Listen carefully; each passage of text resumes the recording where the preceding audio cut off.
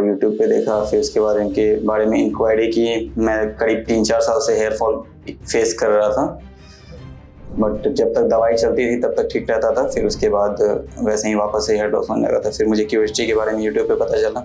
थोड़ा उस time confidence low भी हो रहा था कि यार अभी ट्रांसप्लांट करवाया है, फिर से ये हेयर फॉल क्यों हो रहा है। Hello, I am Vivek, I am from Patna.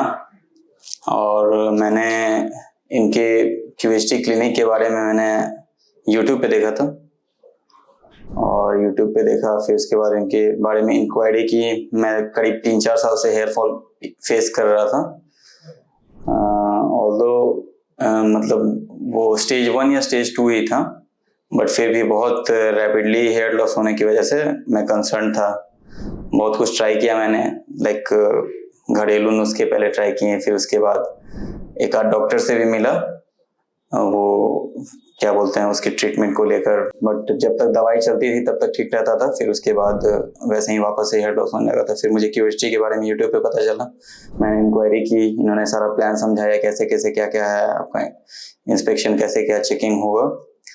Then एक दिन इन्होंने वीडियो कॉन्फ्रेंसिंग के थ्रू मेरी फोटोज एंड डिटेल्स कलेक्ट की, तब जाके फिर फाइनल ट्रांसप्लांट को लेकर बात हुआ। तो मैं आया। सितंबर में मेरी ऑपरेशन हुई, 2 दिन की ऑपरेशन थी। It was almost painless. बस जब वो इंजेक्ट करते हैं तो आपको फील होता है कि कुछ हो रहा है, बट पेन जैसा कुछ नहीं है। तो इट्स एब्सोल्युटली पेनलेस। अगर आप कंसर्न हो, हेयर फॉल फेस कर रहे हो बहुत ज़्यादा, और आप सेकेंड स्टेज या थर्ड स्टेज में आ चुके हो हेयर फॉल के, तो डेफिनेटली यू शुड ट्राई क्यूएसटी। तो मेरा जो हेयर फॉल था वो अराउंड 3500 to 4000 ग्राफ्ट्स मेरे लगे थे। मेरा फ्रंट हेयर लाइन थोड़ा डिस्टर्ब था और क्राउन एरिया में थोड़ा बाल कम था, तो उसको लेकर 3500 से 4000 के बीच लगभग लगा था मेरा ग्राफ्ट। और जब एनेस्थेसिया लगता है, बस that is the moment when you feel the pain, बस वो लोकल एनेस्थेसिया के टाइम। उसके बाद सर्जरी में किसी तरह का कोई पेन नहीं होता है।